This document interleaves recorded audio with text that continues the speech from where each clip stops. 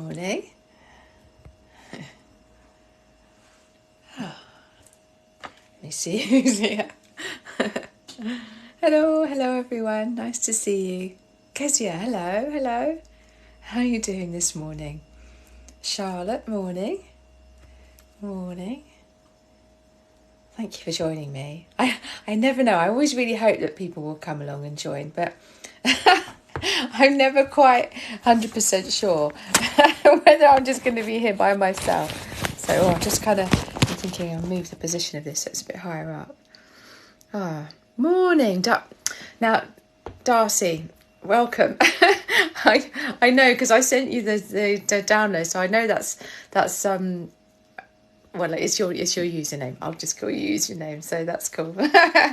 But welcome. Oh, hello. Oh, look, everyone's joining. It's so nice. Morning, Vicky. Gosh, it's so lovely to have you here. Thank you for being here. Hope you're doing all right. Morning, everyone. Morning, Never Forever. Morning, PBD Sutton. Morning. Hope you're all doing all right. Claire Bear, welcome. Oh, gosh, loads of people are joining. So, it's so nice to have you here. Thank you for coming along. How are you all this morning? Are you doing all right? Friday, made it to another Friday. Woo! I hope you're okay. Whereabouts are you joining me from? And how are you doing? Are you looking forward to the weekend? You got anything good planned? Nicole Marie. Yeah, morning. You asked me about anxiety around indecisiveness. Right. Morning, Barry's. Morning, Zanshin. Thank you so much for being here. I would have to say, I was panicking slightly because I have like an amazing team of people who volunteer for me and are so kind to moderate these sessions. And so I have Zanshin, and I have Vicky Hodgson, and I have Jasmine Lake and Lynn 250 and Vicky Handlebars. And because I have a lovely team of people, and it's great because it means that hopefully there's no pressure on them to have to come along, but also I know that the chances are that there will always be people. And then yesterday I was thinking, oh no, I'm not sure if anyone's going to be able to be here. And so I'm just I'm so relieved. Thank you, because this is a really safe space, and that's what I want it to be. I wanted to create a community of people who could talk about mental well-being, anxiety in particularly, and that I could help and answer any questions that you might have. And by doing these lives, I realised that people make themselves vulnerable, but by coming on these lives. And sometimes people are not very kind, and we don't want any of that. So my moderators, they volunteered and said, can we help you to keep this a safe space? And they do. So there's absolutely zero tolerance of anyone who's a bit unkind, because we all know what kindness looks like, don't we? Kindness, patience, tolerance, compassion, empathy. So if anyone is not any of those things, then they're blocked and muted. So that maintains a safe space for all of us to be here, so we can all chat. So you are very welcome. If you've been here before, then you'll know that I'm blind as a bat and I can't see.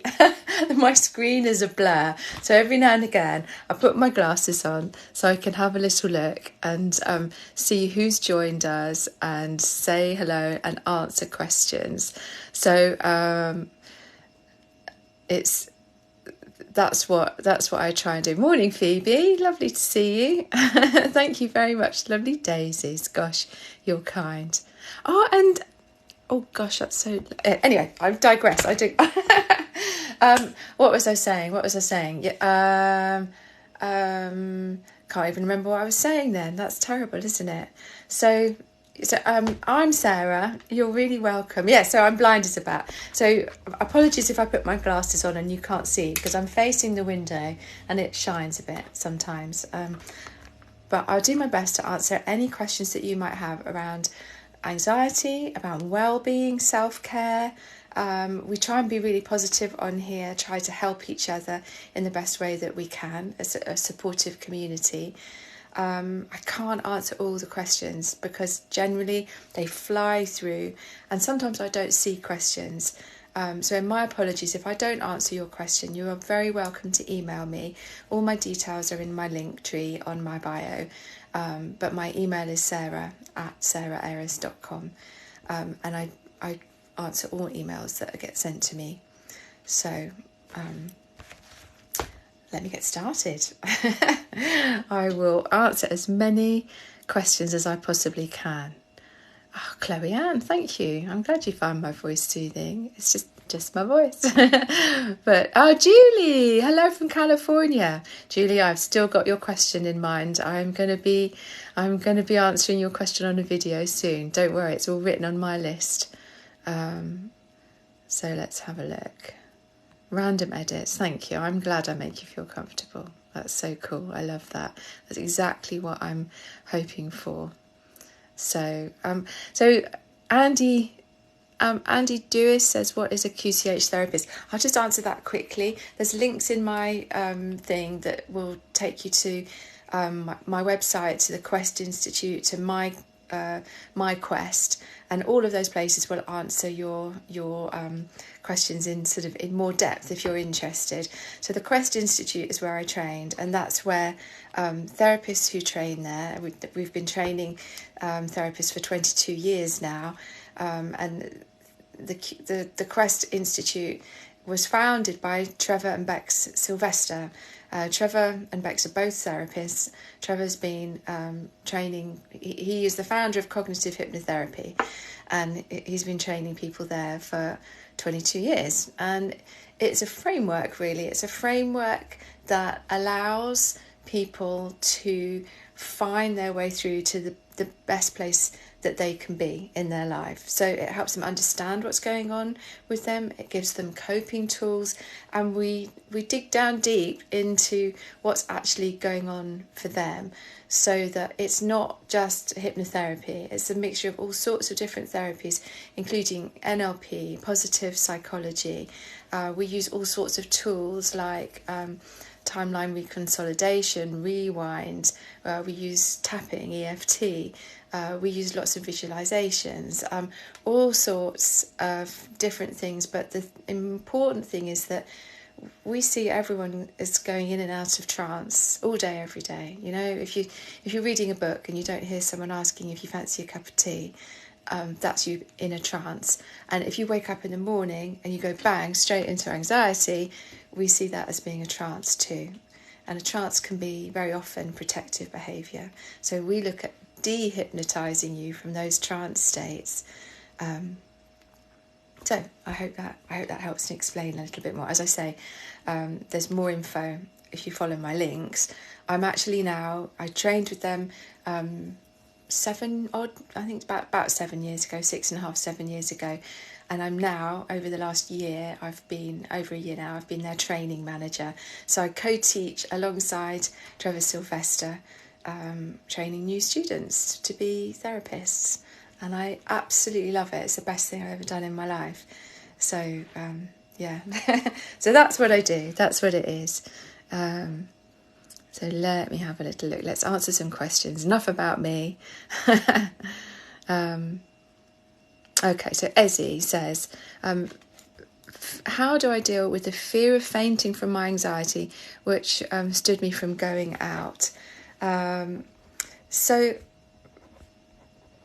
I suppose there's a couple of things there. So fainting can be, because we go into fight or flight when we're anxious, we can go into a state of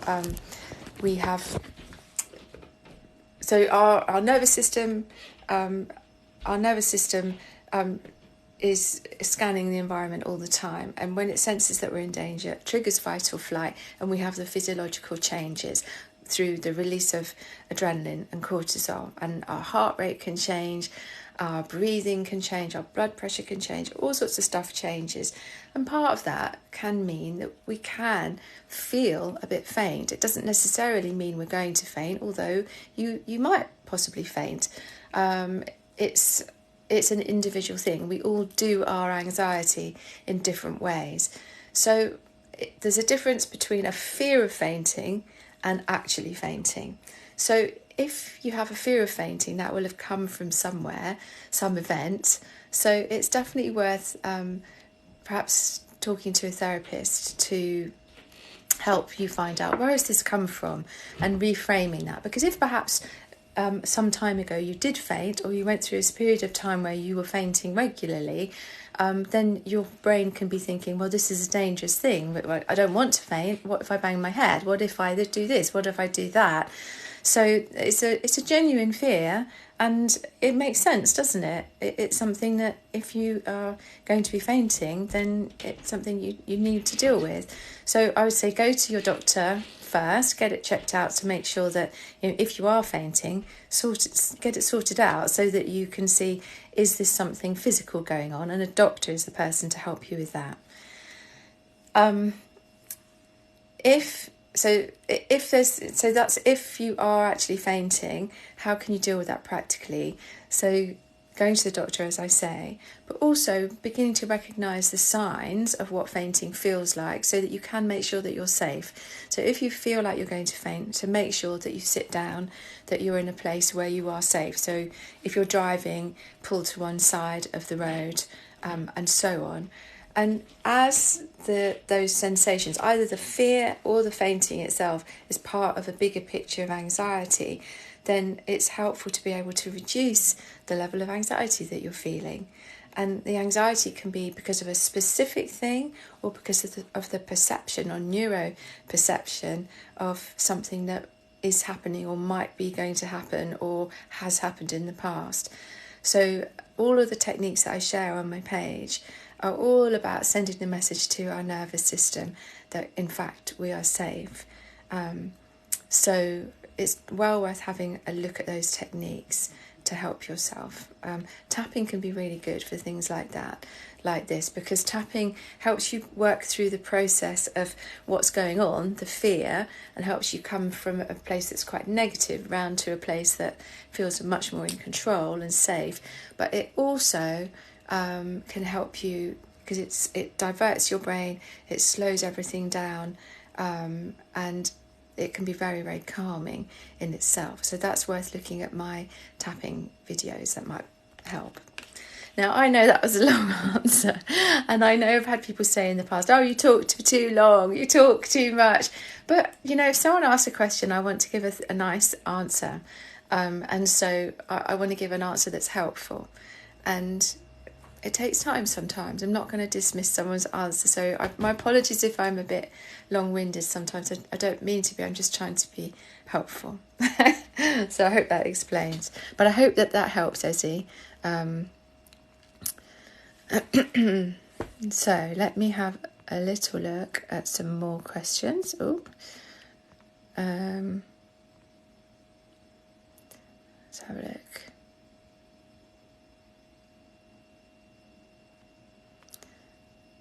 Okay.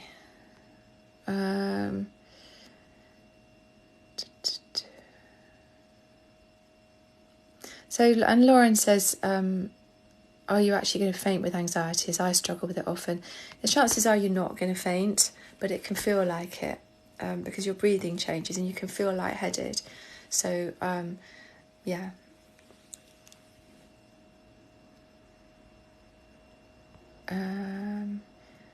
How can I deal with the anxiety of people who've mistreated me? They'll be at an event I'm going to.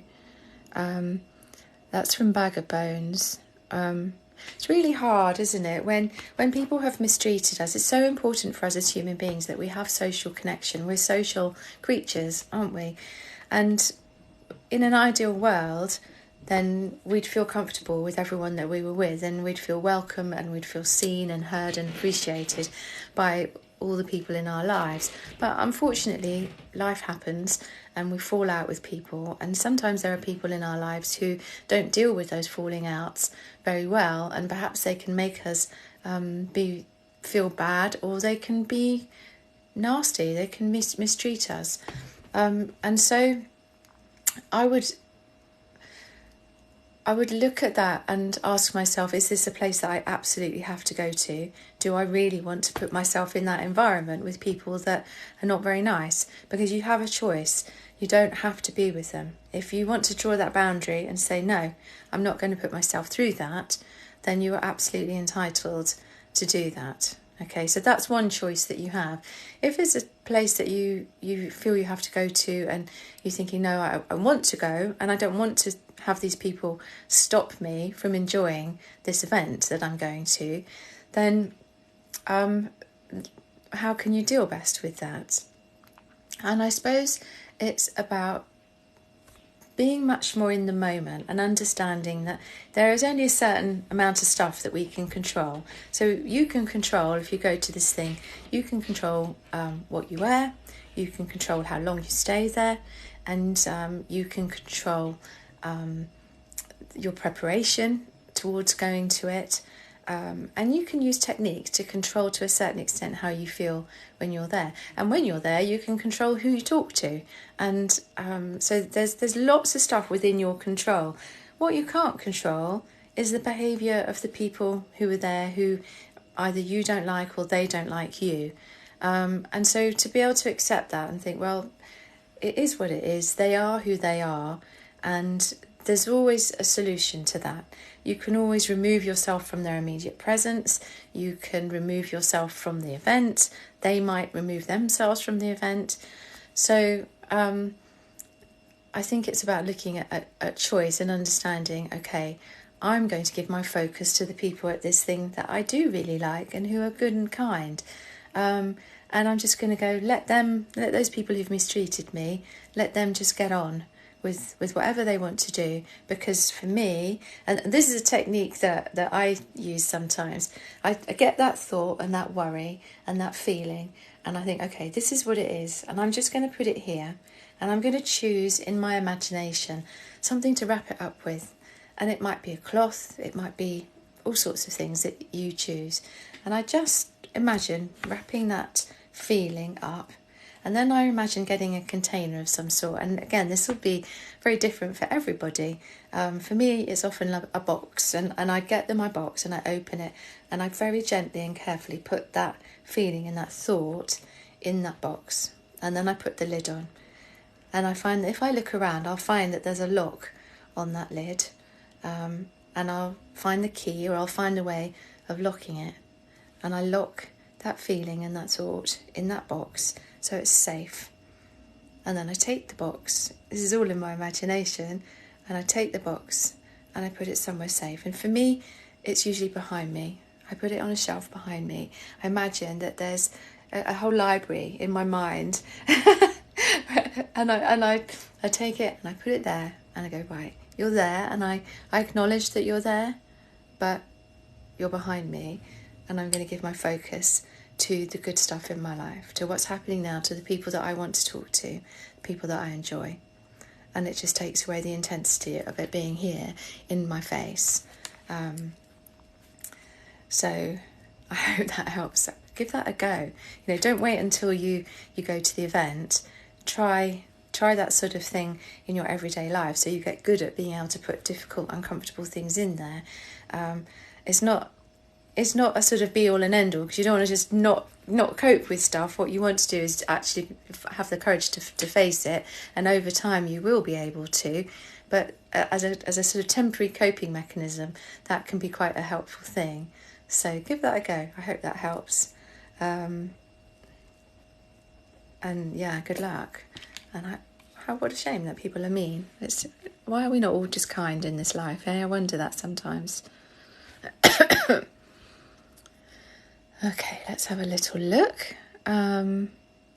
So Shah Tomaz says, struggling to lose weight, can recent trauma be the cause of stress? Well, yeah, if you've been through trauma, if you've been through a really difficult time, and let's face it, we all have recently. We've all been through COVID. We've all been through, financial stuff is going on at the moment, which is very difficult for most of us. Unless you're a billionaire, and if you are, welcome. Oh God, what am I talking about? I'm talking nonsense. Anyway, so yes, we have all of that stuff, trauma, stress, can throw us into protective behaviour. And sometimes protective behaviour is about, reaching for a donut, reaching for a bag of crisps, because we can have that equivalence of food equals safety, food equals comfort, and you can put on weight. So it's about getting yourself to the right place and dealing with that trauma, being kind to yourself. It's about being fit and healthy and as happy as we can manage in our lives, not about being a size 8, And so there'll come a time when you feel right, that you can be kind to yourself and treat yourself well and eat the stuff that you enjoy eating, and that helps you to live life in a healthy way. That's more important, I think. So in a brief answer, yes, trauma can affect us in struggling to lose weight, because it's much more about creating a lifestyle, really, creating a lifestyle of feeling safe and present in our life. And then everything kind of settles, and it's not about trying to lose weight or put on weight. It's about being content and settling into a place where we're healthy in every aspect of our balanced life. So I hope that makes sense. A little bit. So let me have a little look. Thank you so much for all of you who are here. I really appreciate you being here, giving up your Friday morning, or if you're in Australia or New Zealand or in Asia, then I appreciate you coming here. I love seeing where you're from, so do drop me a line and let me know where you're from, because it's really exciting for me to know that people are joining me from so many different places. Excuse me a second. Oh gosh, excuse me. Let me have a little look. Thank you, Bingo Bango 619. I love that you think I've got warming energy. Thank you so much. Okay. So Sierra Millie Rock, I have a severe wasp phobia that's making my anxiety go through the roof. I don't know what to do. Gosh, well, I feel for you. Phobias are awful, aren't they? They're really difficult to deal with, because there's part of you, there's your rational mind knows that all will be well, and that you don't need to worry because you're going to be safe, and the chances are that you're not going to be stung by a wasp. I mean, you might never have ever been stung by a wasp, but there's the unconscious part of our mind which doesn't care about all of that, doesn't care about logic, doesn't care about being rational. All it cares about is keeping you safe. And something will have happened in your past to make you believe that wasps are really dangerous, and that if they sting you, then this is going to happen and this is going to happen, and so on and so on. And you go down that rabbit hole of fear. And when you're in that rabbit hole of fear, your brain can't really tell the difference between reality of you sitting at home in your room or at work somewhere, can't tell the difference between that and you actually being attacked by a wasp. So in that moment, you are in absolute fight or flight, and you can get all of that, the heart beating, the breathing changing, the panic that can create. So I would say that for a phobia, it is really worth actually going to see somebody, and start off by, going to see your doctor, because they might know someone that you can see for free. They might know someone who's on the NHS if you're in the UK, who's able to help you. If you're not in the UK, or if your doctor doesn't know anybody, then it's well worth looking at cognitive hypnotherapy. The stuff that I do can be really helpful for phobias, or traditional hypnotherapy also can be helpful for phobias. So have a look and look at finding the right person for you. I also, this is a kind of by the by and not a therapy thing, but there's a program I think it's on Discovery, and it's called the Bee Tsar, as in bee and then tsar, like a sea I can't know how to spell it, like a Russian Tsar. Anyway, and he works with bees, so I know you're drawn to, and that you give out perhaps when you're really afraid. So if you can be like a tree, if you can be in the moment, if you can do some of the techniques that I share. So to practice this one, this is a good one, this is a pinned one, that calms you down, slows you down, brings you to the moment, and to just maybe even just close your eyes and just slow your breathing. Slow everything down, and before you know it, any wasp that's around will be gone. Practically, if you're outside eating, it's just about being still, because the waving stuff, running away, is the thing that it excites wasps, I believe. I'm not a wasp expert, but so if you can be a tree, then that can be helpful. So get help. Coping mechanisms, slowing down, calming, that can be really helpful. So good luck. I know it's a horrible thing to experience, and you won't be the only one on this live who has that sensation. So I hope that helps a little bit.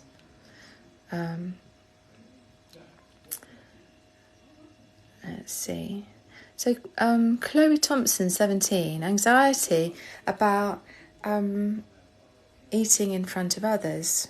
Why? So that's such a good question, isn't it? And the answer to that will be totally individual to you.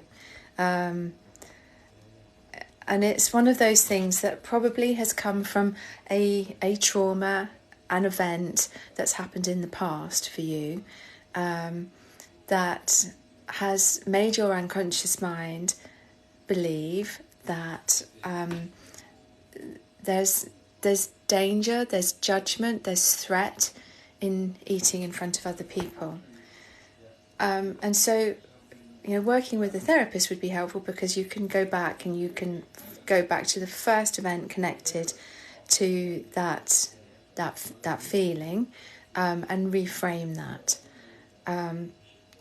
It's also really helpful to look at the pattern of this, to sort of chunk down to narrow down what is it about eating in front of others that feels particularly uncomfortable for you. Because that can help you deal with it. If we narrow down, when we're working with people as therapists, when we're working with people, what we're doing is we're looking for patterns, and we're looking at, okay, when are the particular moments? When is it okay? So is it okay that you eat in front of your partner or your family? Or is it impossible to eat in front of anyone at all? Are you okay eating by yourself? Is it just about eating in a restaurant or at work? What is it about that makes it difficult? Is it the judgment of people, or is it the sound? Is it a self-consciousness about yourself? So there's all sorts of things that it might be, and it will go back to an event that maybe you can't even remember, or perhaps it is something that you can remember. So I always say that it's about small steps. If you feel uncomfortable eating in a restaurant with other people, then for a while, don't go to a restaurant. Don't be kind to yourself. Be kind to yourself. Don't go to a restaurant and eat with other people. Just give yourself a break from that for a bit. And it's perhaps more about small steps, going from your comfort zone of whatever feels comfortable to you, to just step into your amber zone a little bit. So if you're comfortable drinking, having a cup of tea with someone, then could you do that? Would that be all right? And then perhaps you can build on that, maybe have a cup of tea and a biscuit, or a flapjack, or a brownie. And so you build and you build gradually. And what you're doing there is you're giving your brain evidence that, oh, okay, this is okay. I feel comfortable with this. Or that felt uncomfortable, but I wasn't in full-blown panic. I wasn't absolutely up here with my anxiety. And by doing that, you're creating evidence, and your brain is going, okay, maybe we can do this. So have a look at some of the techniques, the calming techniques that I share, and I hope that those can be helpful for you. Yeah. Thank you for asking the question, because I don't think you're alone in that. I think a lot of people have that experience. So I hope that you can get that sorted out. Let's have a little look. So, Rianne. So you're asking about how do you build up low self-esteem. And I just see below your comment, there's from Domain, says, yes, I have had trauma. I overeat for comfort. It's bad. I will die young. Okay, so that's there. I absolutely feel for you. I will come back to you, Rianne, about self-esteem. But I just want to deal with that, because I think that's something which is very understandable when you've been through trauma and you are in protection, and perhaps you've not had as much help with the trauma as perhaps you need, and your nervous system is looking for the best way to help you. And sometimes overeating can be that way. And it's very understandable that your brain will go out into the future and imagine, I'm overeating, and that means that you have that cause and effect of, I'm overeating, therefore I will die young. But that doesn't have to be the case. It doesn't have to be that way. And every day is a fresh start. And it's really important that you get help with the trauma. That's the thing. That's the thing that needs the help. The overeating can stop in an instant when the trauma is dealt with, and then you can get back to a normal, healthy way of living. So have a think about that. If you haven't got the help with the trauma that you needed, you might have got help with the trauma, but maybe it wasn't quite enough. Maybe it's not done what it needed to do for your nervous system to know it's okay. I can be safe. I can be valued. I can be worthy. I can be all of those things. And I can live a healthy, fulfilling life. So please go and get the trauma dealt with, because that will be the door that opens and helps you to live a long, healthy life. So I hope that helps a little bit. You take care of yourself. So going back to Rianne and self-esteem, that's a really good question about how do we create self-esteem? How do we grow in confidence? How do we begin to like ourselves and feel good about ourselves? I think it's a journey that we're all going through, isn't it? We're all on that path to get to a place where maybe, I don't know, I reckon the Dalai Lama, he's on that journey. I reckon even the Dalai Lama probably has days when he doubts himself and thinks, oh gosh, am I good enough? But maybe that he's got coping tools to help himself. And that's the thing, isn't it? None of us are perfect. It's about aiming for excellence and knowing that you're never going to get to perfection.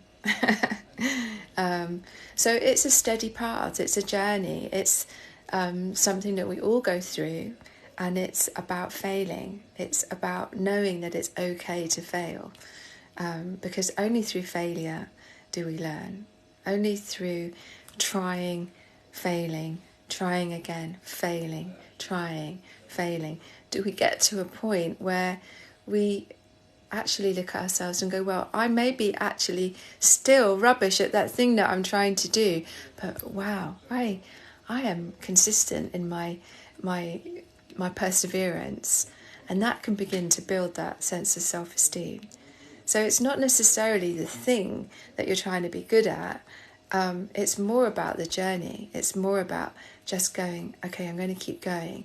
I'm going to keep being kind to myself. I'm going to keep trying my best, managing how I feel. Does that make sense?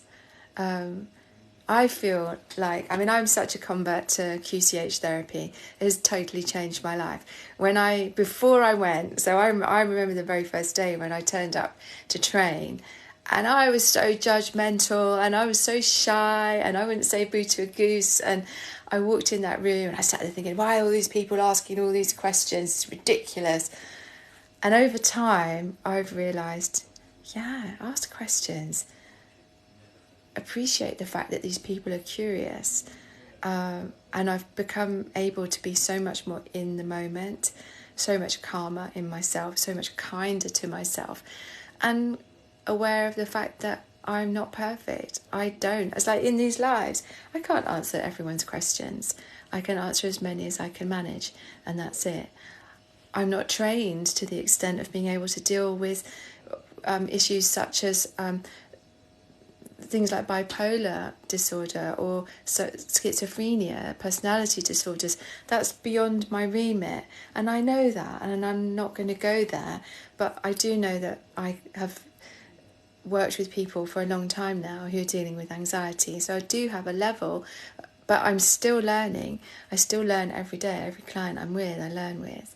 So I know I've gone off on a bit of a tangent there, Rianne, but I hope that helps, because if we can just be kind to ourselves and understand that every day is a fresh start, and it's about when life throws us problems, it's going, okay, this has happened. What can I do? How can I work this? Are there people around me that I can look to for help? What resources do I have within me that I've learned over the years that can help me with this? And gradually and gently and slowly, we start to become more resilient, more confident in ourselves, and we start to begin to feel better about ourselves and who we truly are. So there's no magic cure. There's no magic bullet that helps us be this amazing person, because I don't think anyone is. We're all on that journey. So, and everyone here, you're all, so welcome to the journey. I was really nervous today coming on here. I was thinking, oh my goodness, is it going to be busy? Am I going to be able to answer everyone's questions? Are there going to be trolls? All of that kind of thing. So you're not alone in doubting yourself sometimes. So I hope that helps a wee bit. Hello, crazy monkey Josh. Nice to see you. Very lovely. Welcome to everyone who's joining us. It's so lovely to have you here. Really appreciate you coming here. I so appreciate all the likes. I see the little love hearts going up my screen, and it just makes me feel it's just so lovely to be here, and it's so lovely to have you here with me. I really appreciate any gifts that you send to me. You don't feel that you have to at all. There's absolutely not why I'm here, but it's very kind of you when you do. And thank you for the shares, thank you for the follows. Remember, there's loads of resources on my page that you can look at. Everything is free. All of my resources on my website are all free.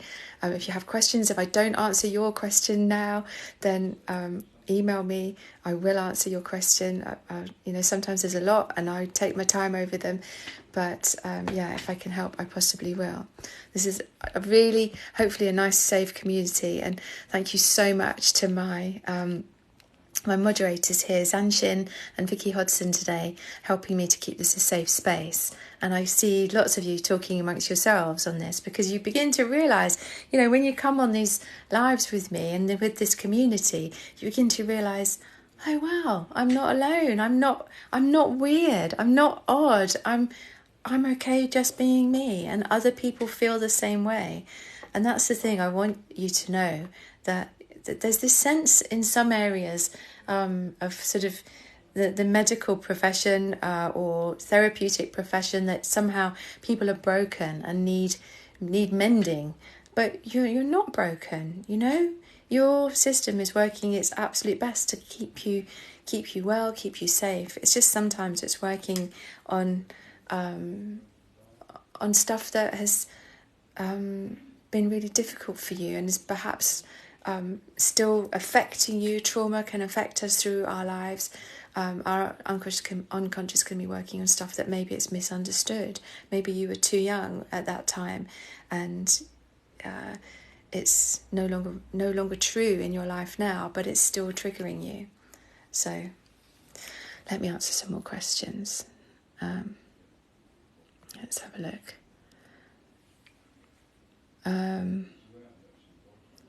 Let's have a look.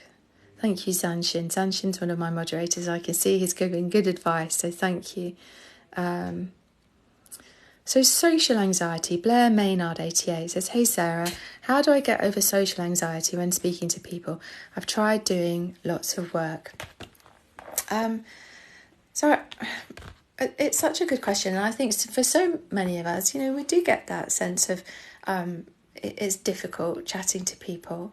And I always think that non-verbal communication can be really important, that considering how you're holding yourself, how you're standing, if you're sitting, being aware of every now and again, just doing a little body scan through yourself so that your muscles are relaxed, your shoulders are relaxed, your jaw is soft, your teeth are unclamped.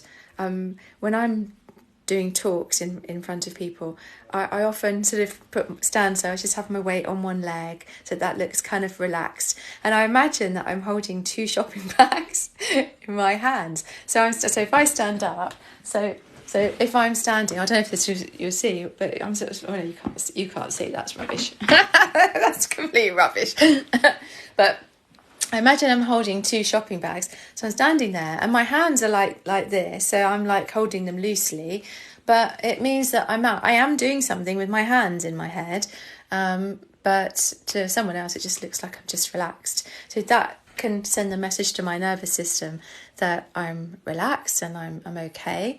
And also it's that sense of nodding, looking at people, studying their face. And if it's difficult making eye contact, to be curious about, looking at maybe this bit in between their eyes, or maybe like this little bit here, so that you're giving them your attention. You're not staring them in the eyes because that makes people feel uncomfortable. It's almost like a game of tennis, that when someone's talking, you're sort of nodding and smiling and encouraging and listening. And then, we look away a bit, and that gives us both a bit of a break, and then we're back again. So that non-verbal stuff can be very helpful. Mirroring and matching can be very helpful too. And you'll find, if you're curious, if you're in a social situation and you look around at people, the people who are getting on well, they're mirroring and matching each other's body language. So you'll see someone and they'll be talking and they'll both be like, yeah, like this, and they'll have their hand up, or they'll both be leaning on something like this. Like if you're in a pub or a bar, you watch people, like you'll have someone who'll have their legs crossed and the other person will also cross their legs, and that is like, it's their nervous systems reaching out to one another going, yeah, we're on the same level here, we're the same, we see each other, we hear each other. So a lot of it can be that, and about being curious about the other person. It's often quite horrible having to think, what do I talk about? But to be able to be curious about them and maybe have some questions that you've got. So saying,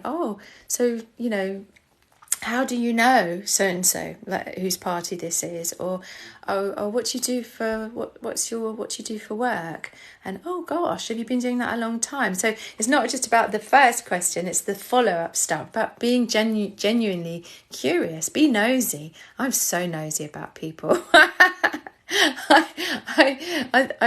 I much prefer, like I quite often can get to the end of an event or a thing and no one knows anything about me because I've just been so interested in finding out about them. I don't really like talking about me so much. So is that helpful? I hope it is. Look also at the techniques, the stuff that I've done, some stuff on social anxiety in my videos. So hopefully that's helpful for you. But yeah, keep going at it, because you will get there. And it may well also be, maybe that you're an introvert. You may be that, like me, there's so much of being with other people that you can take, and then you just need to go like, I just need a darkened room now. I always find, like, after my lives, my husband knows, she's been talking for an hour, and she's going to need a nice cup of coffee and a quiet sit down. So, and I kind of go through my messages and stuff after the lives, which is a calming thing too. So be kind to yourself. It's okay. It's okay. Right, so let's have a look. Oh, let's have a look. Oh, and Holly Herbison, that was just kind of a similar thing. How do you work on self-love and confidence? So I was talking a bit earlier on about self-esteem, and it is, Kristen Neff does some really good stuff on self-compassion. So it's really well worth looking at her TED Talk. Kristen Neff, Kristen with a K, Neff as in the cooker, Neff. Have a look at her TED Talks, and that is a case of, being kind to yourself, understanding that, sometimes life happens, and to take a moment. There's a great exercise that she does, and I've stolen from her, which I send to my clients, which is, when you're in a difficult place, and to just stop for a moment, put your hand on your heart, and just breathe. Feel your heart. Oh, we could do this together, couldn't we? Shall we do it? Let's just slow down. Put your hand on your heart. Just breathe. And recognize that life is hard right now. And it's okay, because we're just human. I'm human, you're human. And it's okay to feel these feelings, because this thing has happened. And we're going through this thing. Or maybe this thing might be going to happen. But if we can just be still, just here and now, and recognize that we're not alone. Look at this community here. Look at the number of people who might be feeling the same thing that you're feeling. And just be with that feeling for a moment, that sense of all over the world. If there was a light that shone from my heart to your heart, from my heart in my house, all around the world, and that we all joined in this sense of light and connection, then how beautiful would that be? That connection of knowing it's okay to feel. It's okay. Speak kindly to yourself. And don't berate yourself. Be in a place where you're saying, the things I would say to myself would be, do you know what, Sarah, it's okay. Well done. You did okay there. You don't have to be perfect at that. And that thing hasn't happened yet. So you're okay. You're a nice person. You're trying your best, and that's all you need to do. And in that, by doing that, just that steadiness for a moment, it's enough to help your breathing steady, your heart steady, and your nervous system begin to be, oh, okay. Maybe we're okay. Maybe we were okay. So, hope that helped a little bit. If you like that kind of thing, I have various downloads on my website which are free that I can send to you. It takes me a bit sometimes because they come through and I don't have any automation. It's just little old me sending them to you. But if you fancy them, then I'll send them to you. Let's have a look. Oh, thank you, Jem. What? I'm Bag of Bones. Thank you. I'm glad that you liked it. Oh. So, Salina, 22, currently undergoing chemo, and I'm lonely and scared. Oh, gosh. I feel for you. Gosh, do you know what? I thank you for being here. I'm really glad that you're here, and I hope that we're kind of getting to the end of our life here, but I hope there's enough people here that can send you love and let you know that there are people out here thinking of you, because it's not easy, is it? When you have that diagnosis of cancer, and you have to go through chemo, go through radiotherapy, maybe have operations and so on. It's a difficult time that you're going through, and it's very understandable that your brain is off into the future, imagining all sorts of what ifs. And I imagine that here and now you've got physical stuff that you're having to deal with, which can be really unpleasant when you're going through chemo. So I think it's that there's a fantastic video by Maria Sirois, and I mention this all the time, but if you Google Happiness in Dark Times by Maria Sirois, and her name is spelled Maria and Sirois. She has got a fantastic talk. She works with people who are going through cancer, and she's a positive psychologist. And she talks about being able to honour the fact that all of this difficult stuff is going on in life, and at the same time there will be good things. And it's about creating that balance of not dismissing it, not pretending that none of it's happening, honouring it, acknowledging it, and at the same time choosing to give as much of your focus as you possibly can to the best moments, to the people in your life, to the moments of, you know, of sunshine or whatever it is that touches your heart. And so I think that perhaps would be really helpful for you. I think perhaps stuff like my pinned technique, this breath techniques like the triangle technique, they're all in categories on my profile page so that they're quite easy to find. Perhaps take some time for you and have a little scroll through, and to get to that sense of knowing that this is temporary. So it will be a rocky road at the moment, but it's definitely worth reaching out and asking for help, whether that's from the care team that you have, from the medical team that you have, from friends and family. There's no shame in letting people know that you feel alone and that you feel scared. It's okay.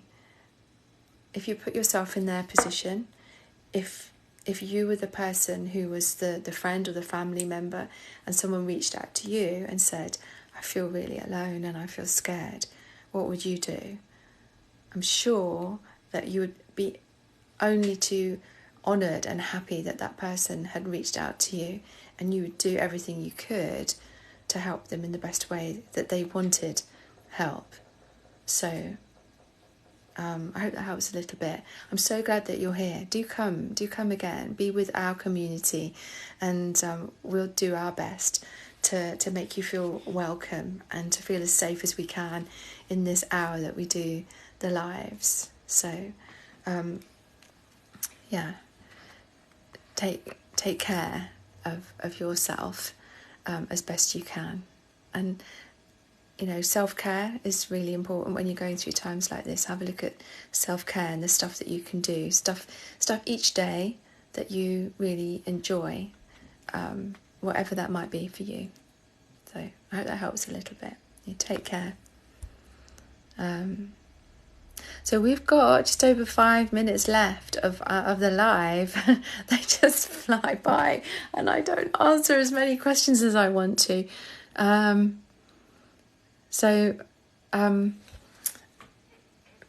What I was going to say is that, you know, again, thank you for being here. If you've kind of just arrived and you're thinking, damn it, I missed it, or hopefully something nice.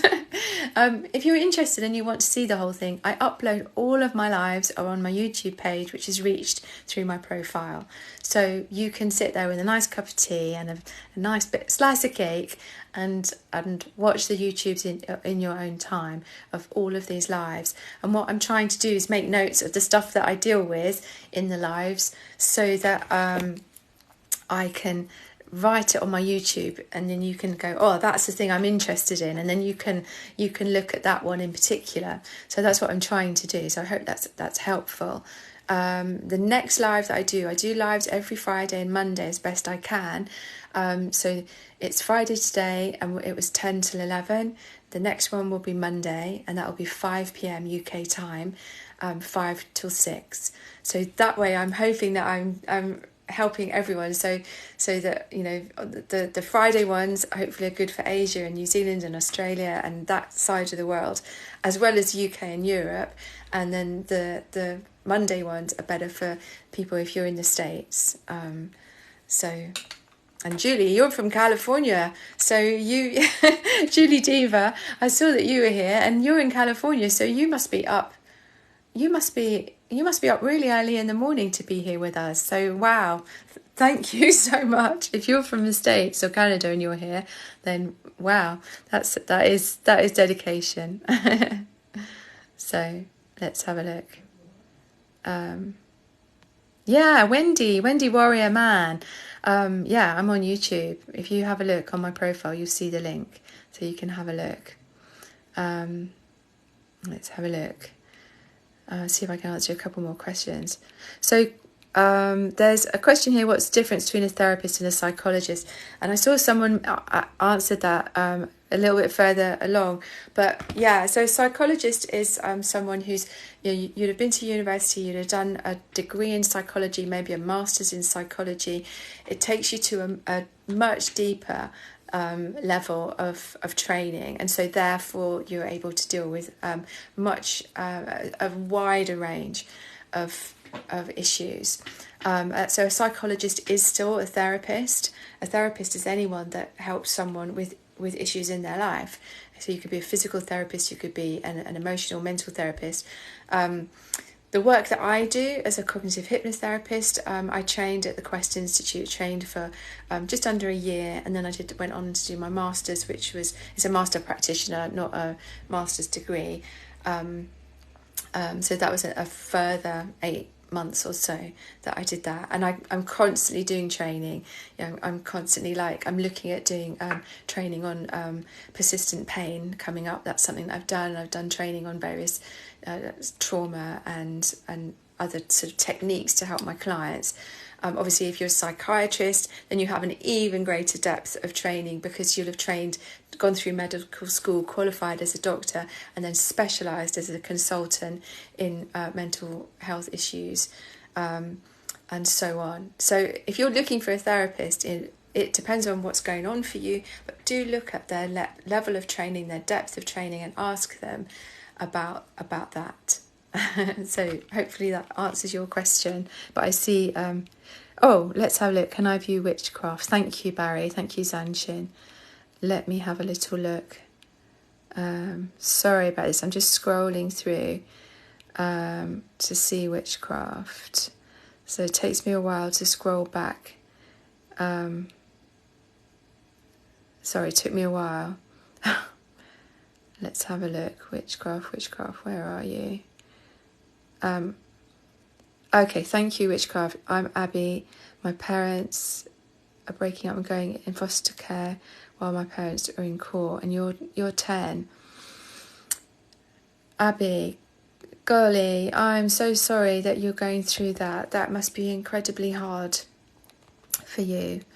And I'm so glad that you're here. I'm so glad that you can be part of our community. And Barry Zanshin, who's one of my moderators, thank you so much for pointing this out for me. Abby,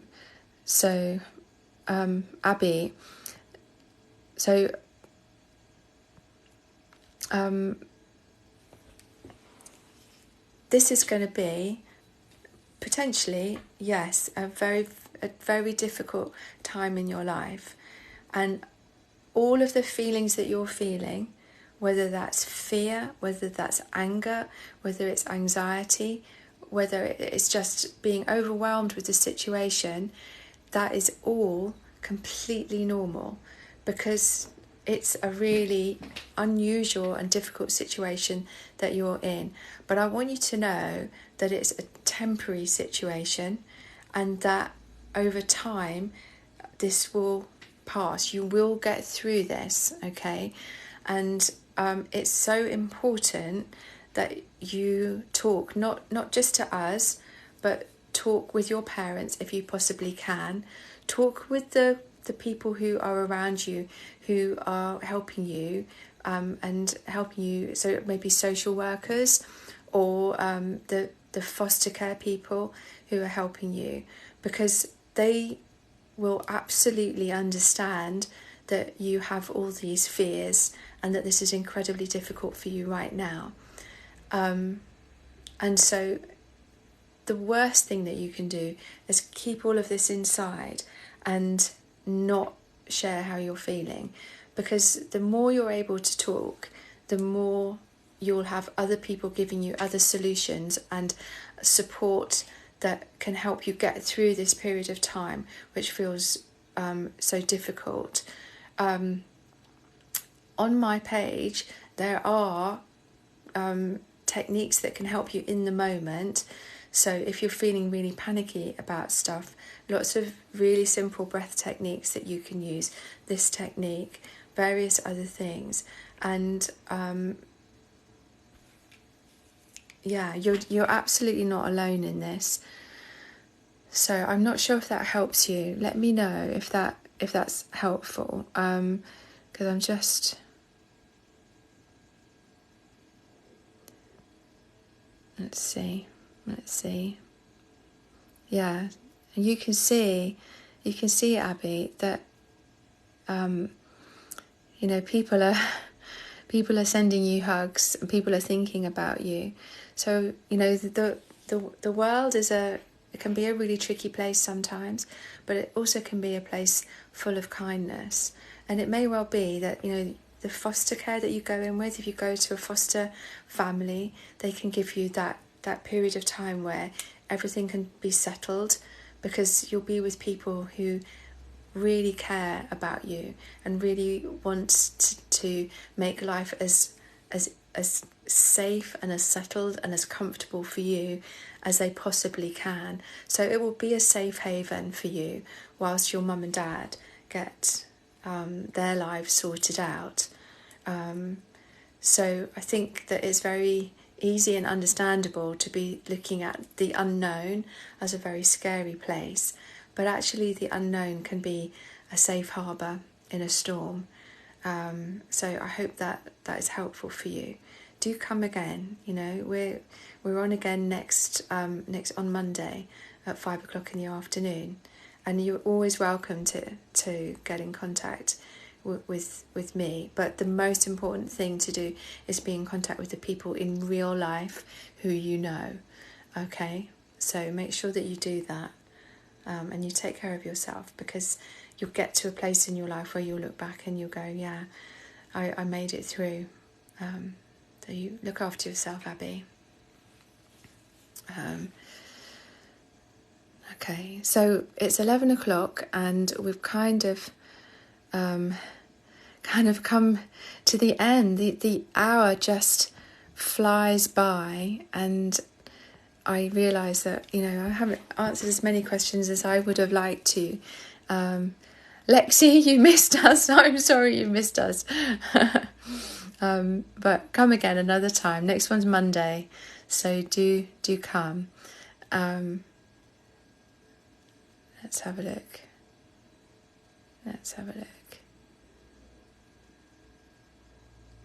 Yeah, I can see Zanshin Barry's talking about EMDR. If you've been through trauma, EMDR is a fantastic therapy. I use AMDR, which is an applied eye movement desensitization and reprocessing, but it's fantastic for trauma work. So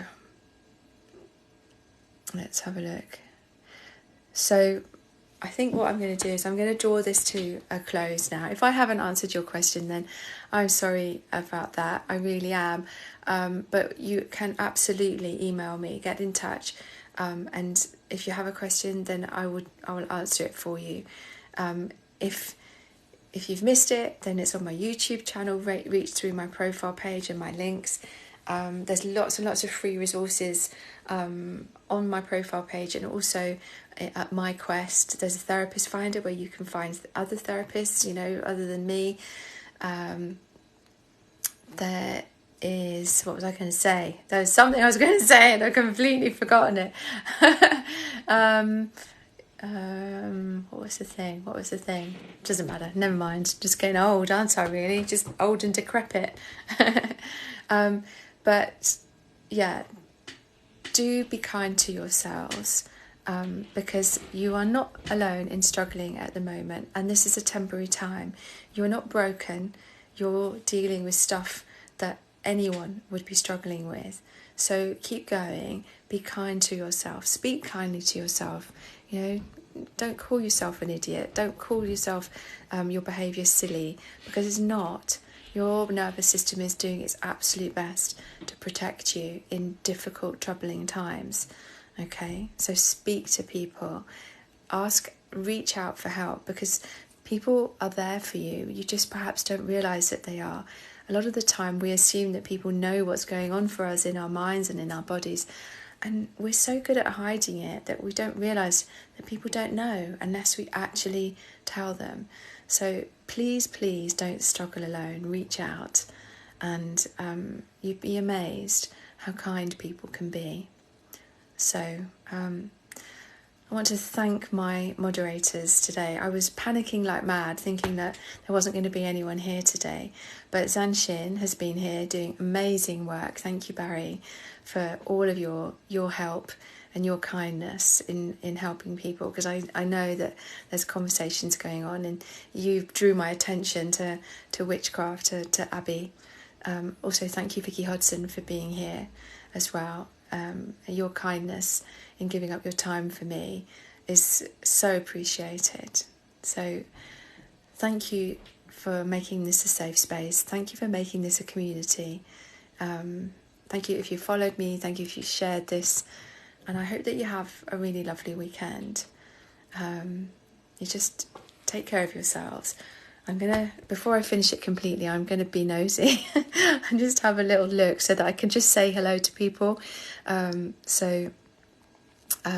But do join me again on Monday, 5 o'clock UK time. It would be lovely to see you if you can join us. So thank you for being here now. Let's have a look. Oh, just Tracy, I didn't see you were here. Thank you for being here. It's lovely to see you. I hope you have a lovely rest of your day and a lovely weekend. Kai, that's absolutely my pleasure. Nicole Marie, I will. Never forever, good. I'm glad that's helpful. Thank you. Wendy Warrior Man. So Wendy's amazing. Go and have a look at Wendy's page, because you can see Wendy's so honest, and Wendy's going through her own stuff at the moment, and sometimes she steps back from social media and then she's back on again. But such a kind person, and you're absolutely right, Wendy, that so you're obviously talking about a charity. There's so many charities out there that it's well worth Googling what's happening for you, and there will be charities out there with helplines that are people who have been through what you've been through, whatever it is, whether it's anxiety, whether it's like Abby, perhaps going into foster care, going through difficult times with family, whatever it is that you're going through, there will be a charity that will have a free helpline that will be able to help you particularly. Jem, what? That's my pleasure. I love doing these lives. I'm just really glad that you're here. And Christina Rice, you say reaching out can be scary. You're right, it can feel scary, but actually the anticipation is worse than the reality. Sometimes, as I said, reaching out can be like reaching a safe harbour, because you realise that people are there who can help you. So, yeah. So take care. Take care. Oh, sorry, I didn't mean to do that. Maddie Wright said you should make a relaxation CD. Wow, funny you should say that, Maddie, but on my website I've got 3 downloads that you can order, which are free. I'm thinking of, it'd be interesting to actually for you to maybe let me know, because maybe I'll do a video of this, because I'm thinking of maybe doing some sort of more specific downloads for people, which I might charge a little bit for, maybe like a five or something like that. But I've got 3, which are, there's a relaxing download, a relaxing light, a word weave. They're examples of the stuff I do for my clients. And then there's a loving kindness meditation. So if you fancy them, just ask.